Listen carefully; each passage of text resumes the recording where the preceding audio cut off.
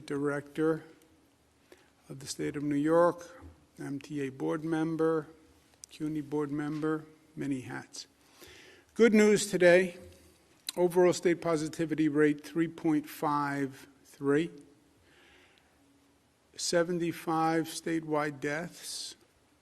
Still, after all this time, we still have New Yorkers dying. 75. Those families are in our thoughts and prayers. Statewide hospitalizations are down 46, ICU down 29, intubations down 12. This is great news. This is great news.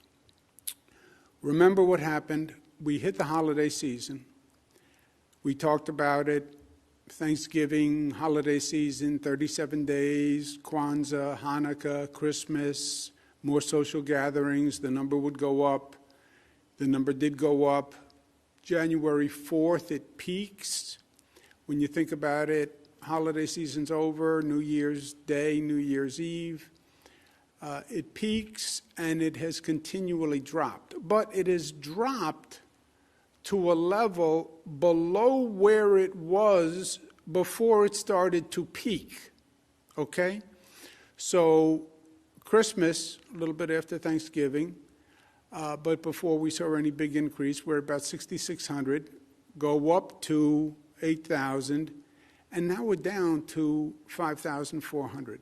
So we've really made tremendous progress, and this is really, really good news. It's not over, and we have to continue, but this is very, very good news. Percent of hospitalized is down across the state, and that's all good news. New York City is the highest at 0.04 right now. COVID positivity, which plus or minus relates to the hospitalization. Long Island, New York, Mid-Hudson. Long Island, New York, Mid-Hudson. What people should get from these slides or these numbers, ask yourself, why is there such a variance within one state? Why is there such a variance in demographic areas that are basically very similar? Why is central New York, Mid-Hudson, why is Mid-Hudson 4 times higher than central New York, right? These areas, same state, same basic demographics. It is about behavior. It is about behavior. It's about what we do. You take Western New York, 1.9. Western New York, for weeks, was a trouble area. And now it's 1.9. Because the community changed. The community adapted. The community heard. And this is a function of personal behavior. And that's why you're seeing these variances across the state. You look at New York City, the Bronx is down where it was, but 5%. It's double Manhattan. Staten Island, which was an aberration, is now more in line. But Staten Island, Bronx, Queens are all about the same. It is about behavior. Vaccines, we have big news. Just under 5 million vaccines done overall. Really good news. We had a White House call yesterday. Johnson & Johnson vaccine has arrived in New York. This is, from a practical point of view, not a medical point of view, much easier than the Pfizer-Moderna vaccines. It's one shot. You don't have to come back for a second shot. You don't have to schedule a second shot. It doesn't take a second appointment. And there's no cold storage for the Johnson & Johnson. So it's a very big deal. We are expecting an initial tranche of about 164,000 doses. And I'll explain in a moment what I mean by first tranche. This first tranche, which is large, will be administered by radically ramping up the vaccination system. We had the Pfizer-Moderna. we were scaled to the Pfizer Moderna. On top of that, the federal government then adds about 160,000 doses, which is a lot of doses for the state. So we needed extra ramp up of actual vaccination operations because of this Johnson & Johnson influx. It's good news, but we have to then get it in arms as soon as possible. We've taken a number of measures, but among them, our mass vaccination sites, Yankee Stadium, Javits, State Fair, they're going to go to 24/7. I want to thank the staff very much that is willing to do that, because that is a big deal. And these are staff that are stretched to begin with. But they'll go to 24/7. You can make an appointment. That will only last for the duration of that initial first large tranche of Johnson & Johnson. After that first tranche of Johnson & Johnson, the production is actually going to slow and lag and then build back up again. So we have this one-time blip, one-time large tranche, good news, then it will slow, then it will ramp up again. But I'll ask Kelly Cummings, who's been doing a great job getting these mass vaccination sites to transfer to 24/7, and ask Kelly if she has any additional comment. Sure. Yankee Stadium will begin operations tomorrow night, Thursday night. The appointments open this morning. It will be operating with the Johnson & Johnson vaccine during the overnight hours, as the governor said, as the supply lasts. The Javits Center in New York City and the New York State Fairgrounds in Syracuse, they will begin operations on Friday night, and appointments will open tomorrow, Thursday, at 8 a.m. for those two sites. Thank you. How many nights will these sites open 24 hours, 7? We're not clear yet. It's going to depend on how many people come in for the vaccine. I know there's a pent-up demand. I believe people will show up in the middle of the night to get the vaccine. But we're talking several days to a week in that range. And then once we run out of the initial tranche of Johnson & Johnson, then it will basically scale back down. We're also using other mechanisms to get out the additional doses, pharmacies, FQHCs, local health departments, and hospitals. Because remember, on top of the Johnson & Johnson, we also have an increase in the Pfizer Moderna vaccines. The Biden administration has increased the percentage of vaccines about 70% since they've taken office. It's really amazing what he has done. But again, the Johnson & Johnson increase is a one-time infusion, then a brief lag in production, then an increase. The overall picture is that President Biden says there'll be a vaccine supply for all Americans by the end of May. Now, it was the end of July. He's now moving it up to the end of May, and that is a very significant increase. Apparently, using the Defense Production Act, they have accelerated the production of the vaccine. And Johnson & Johnson and Merck have formed a partnership. So Merck is going to help produce a Johnson & Johnson vaccine. Normally, drug companies don't play nice like this. But the president used the Defense Production Act. This is going to dramatically increase the production. This is what's allowing them to move up the schedule until May. The president also says prioritize teachers. And he wants the states and then the local governments directed by the states to prioritize teachers. I believe President Biden is right. We need children back in classrooms. Children not in classrooms hurts the child. It hurts their socialization. It puts additional stress on the family. Every expert will say it. As soon as you can get children back in the classroom, get them back in the classroom. We have classrooms where the infection rate is much lower than the surrounding community. The teachers need and deserve a right to feel safe. They do. And even before President Biden said this, I said last week, local governments must report on how many teachers are vaccinated and coordinate with the school districts to report how many teachers are in the classrooms. In other words, I believe a teacher could say, I want a vaccine before I go into the classroom. Okay, how many teachers have we vaccinated and how many are in classrooms? For cities, this information is easy to gather because the city is coterminous with the school district. Other areas, you'll have school districts overlapping counties, so they'll have to call the school districts and get the data. But this is President Biden's point. He wants a prioritization of vaccination for teachers because he wants teachers in the classroom. Now, you have a lot of prioritizations going on in this vaccination process. Nursing home residents were prioritized.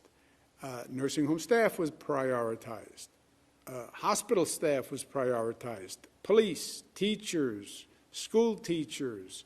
So we have a long priority list, but I think the president is right. This is about getting kids back into the classroom. Overall, COVID rates are down as we just went through. Vaccine rates are up, so we continue the smart reopening, right? The graphic that nobody likes. What we have done, which has been very smart from day one, report, reopen based on science and data. I feel this, I feel that. Feelings are nice, facts are better. And we have been calibrating by the science and the data. On the COVID emergency powers, we've worked with the legislature. We have an agreement on a bill where the legislature can repeal any executive order that I issue with over 50%. Both houses, the COVID emergency powers continue past April 30th. When we first did this, we thought the pandemic would be over April 30th. This is a year ago. We said about a year. At that time, it was implausible to think it was going to go beyond a year. It's gone beyond a year, and it's not going to end by April 30th. So they're going to extend, the legislation extends the emergency power to the point where the federal government declares an end to the pandemic, which the federal government does. It controls funds, et cetera. We have more time in this situation, by and large. We'll give the legislature notice of any changes that we're making 5 days prior to effect. If it is an emergency change, as determined by the Department of Health, then it will be a shorter period of time. I don't remember exactly what it was. Do you remember what it was, Beth? Will give notice as soon as possible. Okay. And during the 5 days, there'll be legislative consultation on the change orders that we make during the 5 days. And again, whatever order I put in place, the legislature can repeal it in 24 hours or whenever they choose, and that's always been the way. Travel guidance, domestic travelers are no longer required to quarantine or test out within the 90 days of full vaccination. International travelers, you have to continue to follow the CDC quarantine guidelines. Gathering limits, we're going to change, and let me go to Rob, who's done a lot of work on this. So beginning March 22nd, for residential gatherings, the indoor limit remains the same. The outdoor limit goes from 10 to 25 outdoor, which is consistent with some of the states around us. The social gathering limit for public spaces on indoor events goes from 50 to 100, and then for outdoor events, it will go from 50 to 200. So all of those will still also require social distancing as well as mask requirements. And then beginning on April 2nd, we've started with opening large event spaces, which was 10,000 or more for arenas, starting with the Buffalo Bills. Subsequent to that, last night, the Rangers had a couple of thousand people at their game. Nets last Saturday also held a basketball game using those guidelines that we got from the Buffalo Bills. So following from that, for event spaces that are less than 10,000, those can begin reopening at 33% capacity with up to 100 people indoors and, again, 200 people outdoors. Again, there still will be guidance for social distancing and masks. If we want to go above those limits, you can go up to 150 people indoor with testing requirements for going from 100 to 150. And then for outdoor events, up to 500 people outdoors with testing. And again, social distancing and face covering will be required by all of the attendees. Rob, can you please mention the Empire Pass program? So on the Empire Pass program, so we have an app that we have been working with IBM. On that app, when you get tested, if with your consent, the results of that test will be reported automatically to the app, and then you can then show proof of a negative test upon entrance to any of these events that require testing. That app has been tested right now, both at Barclays and at Madison Square Garden, and those tests have been successful. So once we get the approvals, the app will be available for download on both platforms, on Google and Apple platforms, for people to download to their smartphones. And that will allow someone to show the result of their test, whether it be a PCR test, which will be valid for up to 72 hours, or a rapid test, which will be valid for 6 hours. In addition, though, if you don't want to use an app, you will be able to download a paper result of your test that you can then print out and use that to demonstrate your negative test. So again, this was all tested, started with the Bills games. It has been tested at 2 events recently. The most recent one as early as last night. And that will be available, and we'll start rolling that out, again, beginning within a week. And you can use that to go to some of these events when we want to get to the larger numbers, like I said, to go to 150 for indoor events or up to 500 people for outdoor events. Great. Thank you very much, Robert. Foundation to reopening.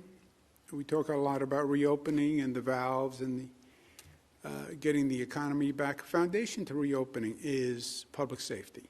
People don't think of it that way. But a community is not going to thrive if people don't feel safe. After the George Floyd murder, we have had localities working on reforming their public safety plans. Mr. Floyd's death was really just a point where there was an explosion of frustration. And we said to every local government, we're not telling you what to do, but if you have a public safety department, you have to put everyone at the table, have a collaborative, come up with a reformed public safety plan. Cities are doing fantastic work and creative work, but not all of them are doing it. If they don't do it and we get to the budget, then there are going to be significant sanctions on the city. Please, you have 29 days. I know it's a hard topic. I know people would rather stay away from it, but public safety is one of the top priorities for any mayor, for any county executive, any supervisor. Public safety is a top priority. Yes, it's hard. Yes, it's sticky. Yes, it's controversial, but it's also the job. The light at the end of the tunnel is in sight, but we can't stop driving now. We've had critical moments all through this period, but this is one of the most critical moments, in my opinion. We have a number of things going on. We have a massive ramp up of the vaccine operation by May. When President Biden says, oh, by the way, I've found a way to produce millions more doses, that's great news. But now you have to ramp up a vaccination operation that goes from the end of July to May in a very large state, which is what New York is. That's a challenge. The variants are still here. Don't think that there isn't an ever-present danger. And these variants are not just here. The variants are created all the time. The virus mutates all the time. And it's very possible that there's a mutation to the virus that is going to require a different type of booster shot. That's why this is so important to get all those vaccines done now, because the vaccines can protect you from the variant. But that is a lingering danger we're dealing with. And then you have the New York recovery, rebuilding, and finances. When you deal with a storm, the first step is the emergency response to the storm. There's a hurricane. Keep everybody safe. Get people in out of the cold. Second step is the water recedes, and now you see the damage that you have to rebuild. The damage to this state, to this city, is extraordinary. And we're going to have a lot of work to do. And this is all happening at the same time. Environmentally, we can't relax too soon. I get it. COVID fatigue. Everybody wants all restrictions gone. Everybody does.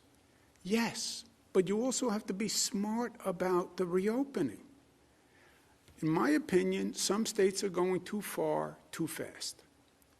And that is a danger because COVID is still a risk. And you relax those restrictions too far, you will see the beast rise up again. Smart, New York tough, smart, united, disciplined, loving. Let me make an unrelated announcement, if I can. I want to address the recent allegations that have been made against me. As you probably know, the Attorney General is doing an independent review, and I will fully cooperate with that review. Now, the lawyers say I shouldn't say anything when you have a pending review until that review is over. I understand that. I'm a lawyer too. But I want New Yorkers to hear from me directly on this. First, I fully support a woman's right to come forward. And I think it should be encouraged in every way. I now understand that I acted in a way that made people feel uncomfortable. It was unintentional, and I truly and deeply apologize for it.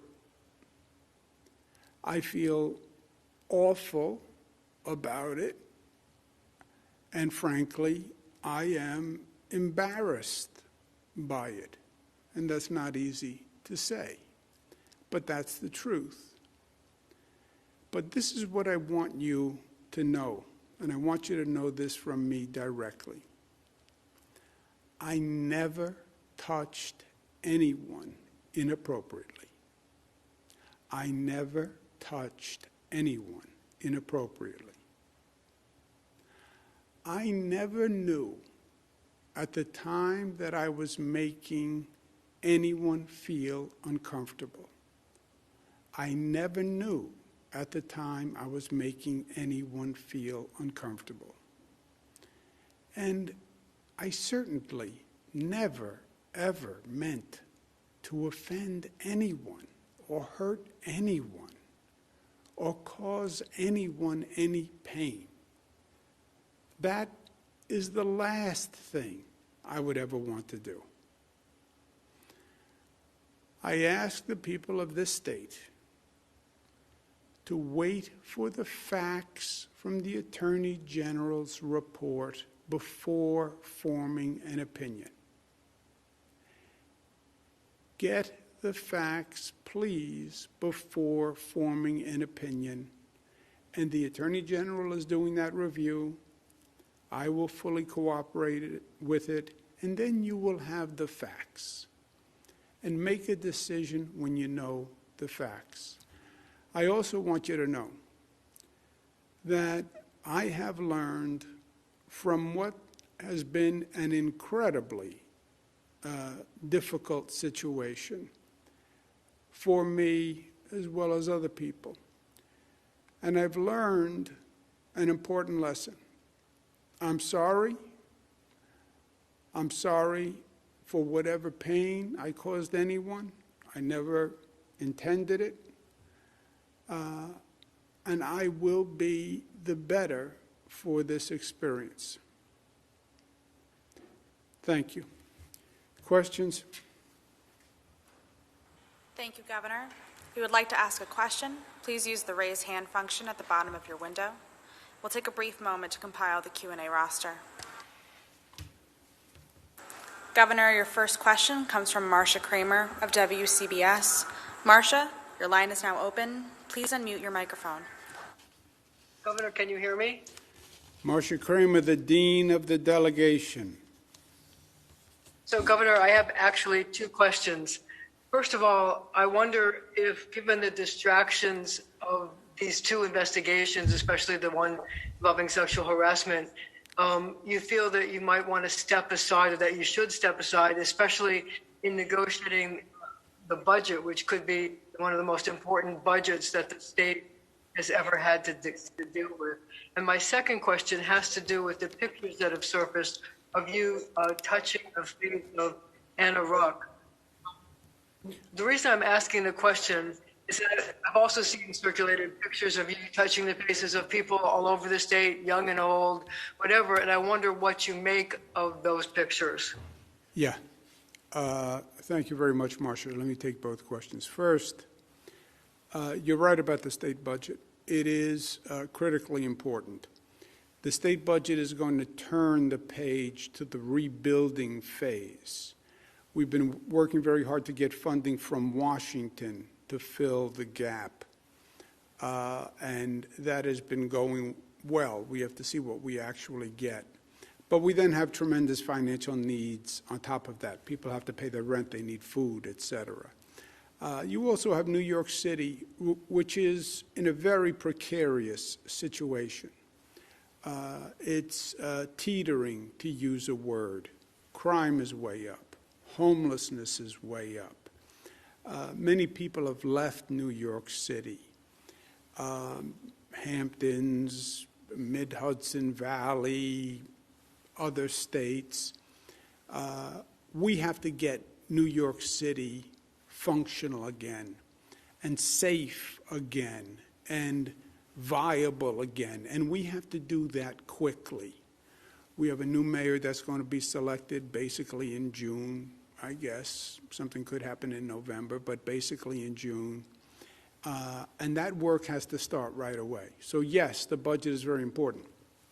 Having said Should you step aside, though, and let somebody else handle it? Yeah, having said that, I'm going to cooperate with the Attorney General's investigation and do the budget. Remember, we did a budget last year in the spring in the heat of COVID, where it was the most intense period of my life, of this government's life, of this state's life.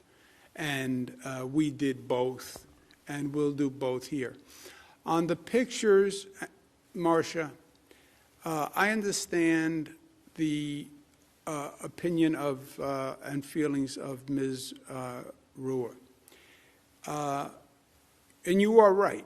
You can find hundreds of pictures of me making the same gesture with hundreds of people, women, men, children, etc.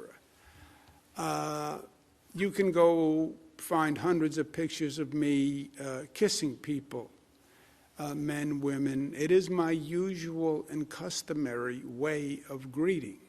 You know that because you've watched me for, let's just say, more years than we care to remember. By the way, it was my father's way of greeting people. You're the governor of the state. You want people to feel comfortable. You want to reach out to them. I do it.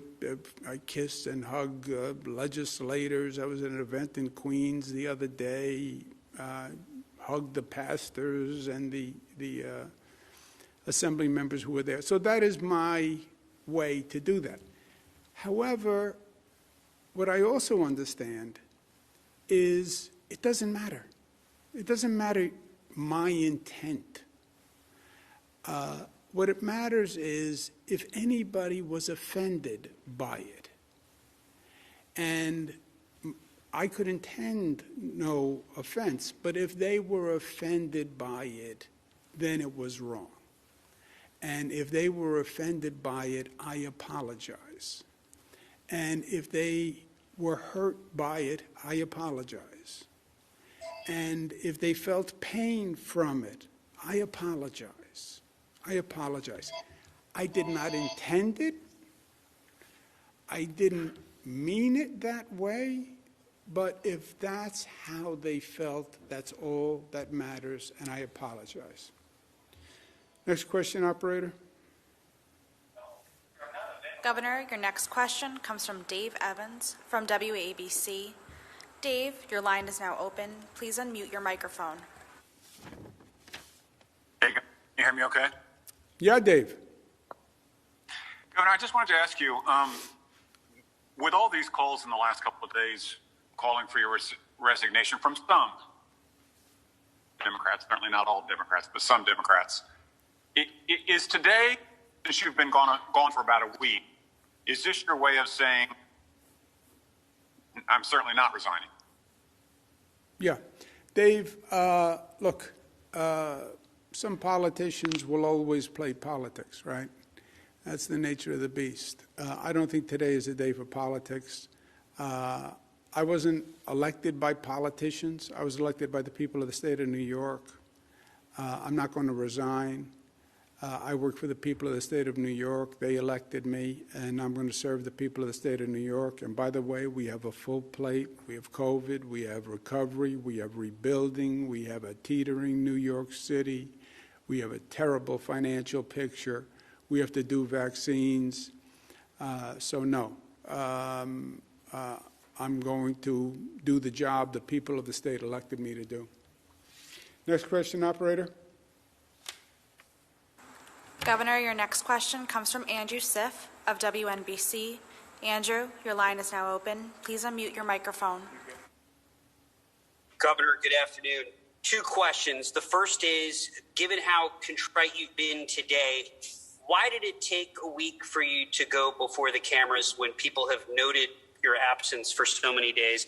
My second question is, what assurances can you provide New Yorkers that there are not other accusers who worked for you who will lodge similar complaints to the 2 that have already been alleged? Yeah, 2 things, Andrew. I apologized several days ago. I apologize today. I will apologize tomorrow. I will apologize the day after. And I want New Yorkers to understand, because this is more, the facts will come out in the Attorney General's review, but I want them to understand the emotion, because it's really, for me, it's as much about the emotion. I never knew at the time that I was making anyone feel uncomfortable. I never, ever meant to offend anyone or hurt anyone or cause anyone pain. I feel terrible that these people felt uncomfortable, felt hurt, felt pain from the interactions. And I'm embarrassed by it, and I feel bad from it. I'm not in this business to make people feel uncomfortable. I'm here to to help them. That's the essence of what I do.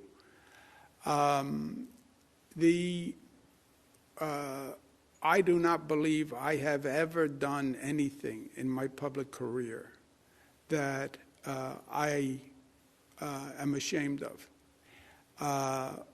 I didn't know I was making her uncomfortable at the time. I feel badly that I did. And I'm going to learn from it. Marcia asked me about, my usual custom is to kiss and to hug and make that gesture.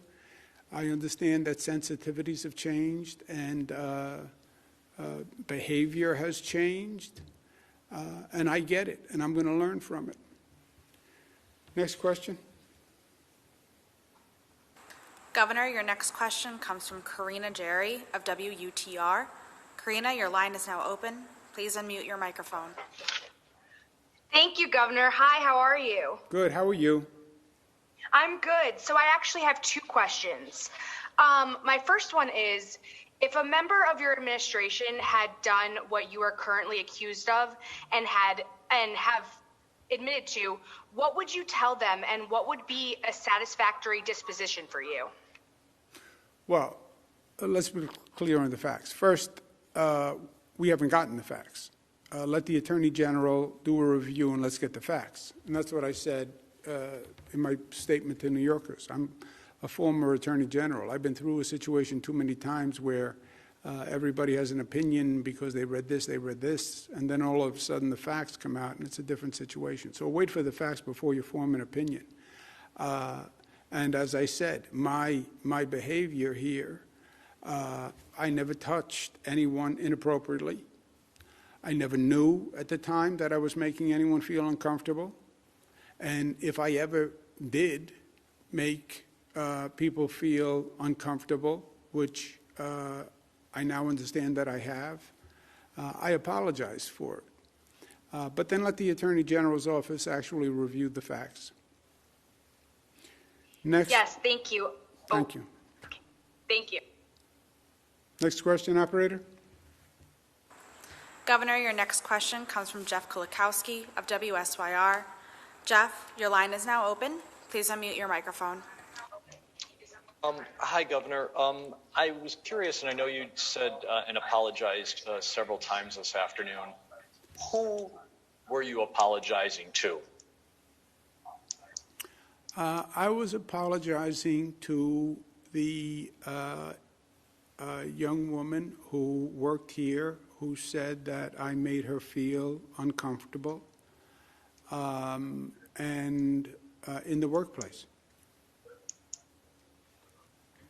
Were you also speaking to New Yorkers, Governor? Oh, to New Yorkers, I am saying that I'm embarrassed by what happened. I wear a pin that says pride, integrity, performance. That's what it says on the pin. You can't read it. Pride, integrity, performance. So I'm embarrassed that someone felt that way in my administration. I'm embarrassed and hurt, and I apologize that somebody who interacted with me felt that way. Again, I didn't know at the time I was making her feel uncomfortable. I never meant to, but that doesn't matter. If a person feels uncomfortable, if a person feels pain, if a person is offended, I feel very badly about that, and I apologize for it. There's no but, I'm sorry. Let's take one more question, operator. Governor, your next question comes from Jennifer Lukey of WHEC. Jennifer, your line is now open. Please unmute your microphone. Good afternoon, Governor. I actually have two questions, one for you and one for Melissa. Governor, have you yourself taken the sexual harassment training required by New York that all employers are to give to their employees? And Melissa, as the highest ranking woman in state government right now, and someone who interacts with the governor on a daily basis, how do you feel about these allegations against him? And what is your message to women who see you in your position and see these allegations against the governor? Short answer is yes. And I'll turn it over to Melissa. Just keep in mind, there are hundreds and hundreds of people who work with Melissa. We have more senior women in this administration than probably at any administration in history. But I'll ask Melissa to respond. Again, I would just ask that everyone refrain from judgment until the Attorney General is allowed to do her work. We've asked her to come in. Everyone's going to fully comply with that. But I am incredibly proud of the work that this administration has done to further women's rights, to expand protections for women in the workplace, out of the workplace, maternal health, reproductive health. The list goes on and on and on. And I'm also proud that in my time as secretary, we've seen more women rise to highest levels in terms of commissioners and senior staff levels. And we've promoted each other and we've supported one another. And I don't think that this diminishes any of that. And I look forward to continuing the work that we're doing in order to continue to further the women's agenda and strengthen women's rights for all New Yorkers. Okay. Thank you all very much. Have a good day. COVID numbers are good. Still be smart. Thank you.